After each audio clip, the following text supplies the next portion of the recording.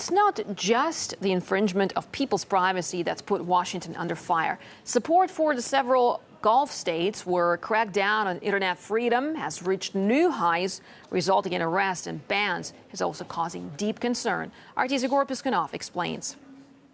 Let's now take a look at the U.S. friends who are known to have somewhat suspicious methods of upholding the democratic freedoms of their citizens: Qatar, the United Arab Emirates, Kuwait, Bahrain, and Saudi Arabia. In Saudi Arabia, local media has reported that the authorities asked mobile providers to find ways to monitor encrypted messaging and apps like Viber, Skype, and WhatsApp, and said that if these applications could not be monitored, they would then be blocked. While last month, senior Saudi religious clerics declared those who use Twitter are risking damnation and, quote, lose both this world and their afterlife. Let's move on to Qatar now, seen by many as a regional media hub, a state which openly supports radical freedom fighters in Syria. It's now looking at punishing websites and social media with new internet codes. Under the new draft, the authorities will be allowed to remove news, videos, or posts, even factual ones, if they think they violate the sanctity of privacy. This brings us to the United Arab Emirates, a country ruled by 7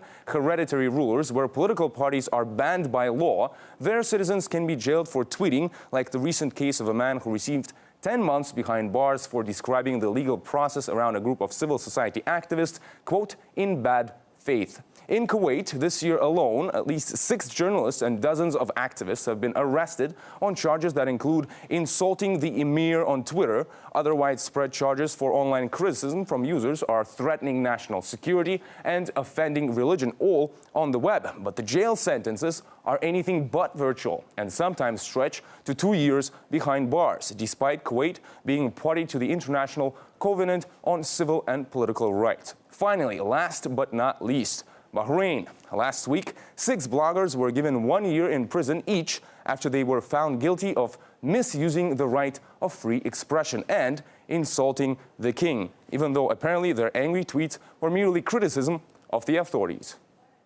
Now, given this disturbing string of incidents across the Gulf states, many wonder why Washington is ignoring the persistent human rights violations there. RT's Marina Portnoy takes a look. Addressing these gross human rights violations is problematic for the Obama administration. You see, America has military bases throughout the Gulf region, which, not coincidentally, help form a strategic envelope around Iran. Additionally, the U.S. is in the midst of a major buildup of American military forces in the Persian Gulf. More warships, additional attack aircraft, and most recently a laser weapon system have been deployed to the region.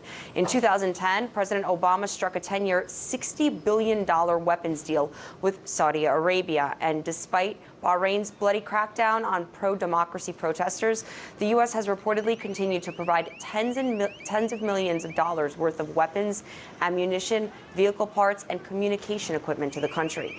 Now, critics accuse the U.S. of conveniently turning a blind eye to human rights violations in the Gulf region for its own interests and geopolitical purposes. Washington stays quiet when it comes to the Persian Gulf monarchies. The Al Khalifa family, which has been running Bahrain for 230 years, jails people, tortures people, murders people, and there are no repercussions from the United States. We keep selling the Bahraini government armaments. We keep selling them all sorts of equipment that they utilize to enforce their oppression.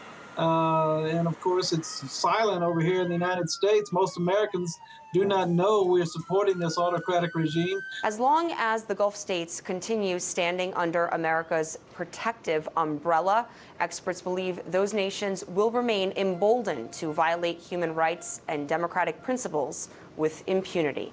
Reporting from New York, Marina Portnaya, RT.